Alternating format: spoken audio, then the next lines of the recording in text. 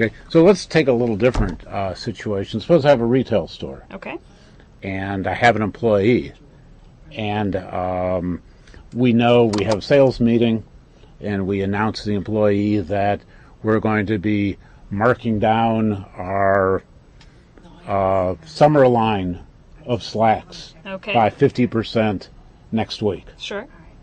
And that employee goes out on Twitter or Facebook and says that, well, let's say it's Facebook, because Facebook, can I have my friends? Sure. So I want to give my friends a preview that the place I work is going to have this big sale on summer slacks. Isn't that a nice thing to do for my friends? Sure. So you need to think about, A, does your company authorize that? Perhaps your company's even hired you or this employee for their wide network of friends.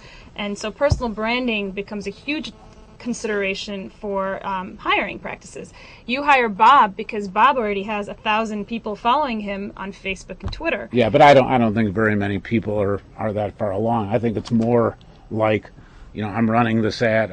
Instead of a 1 week, it's like 3 weeks from now, and I don't want to announce it because I want to have 3 weeks of selling at the regular price. Sure. So if you don't, that's clearly an example of proprietary, confidential information that a company does not want to release, and so needs to very clearly set parameters over what is and what is not okay when using social media. So I have to, when I hire people, I guess if I'm somebody running a business today, I ought to tomorrow go out and put together a social media policy. Yeah, it's a good practice. It doesn't, if you don't have a social media policy, it doesn't mean none of these things are actionable. It's not like not having one makes someone doing these acts okay. Most of the time when an employee signs on, they're signing confidentiality agreements. They're signing perhaps non-compete agreements.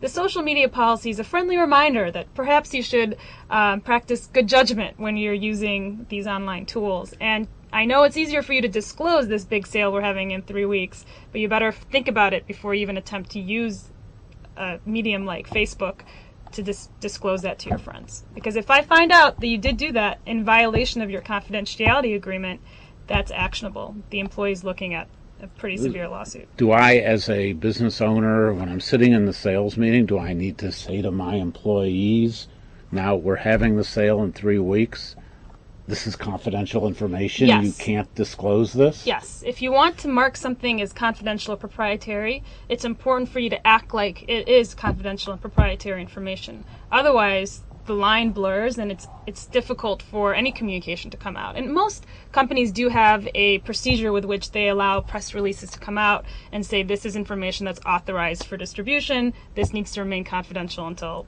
XYZ date.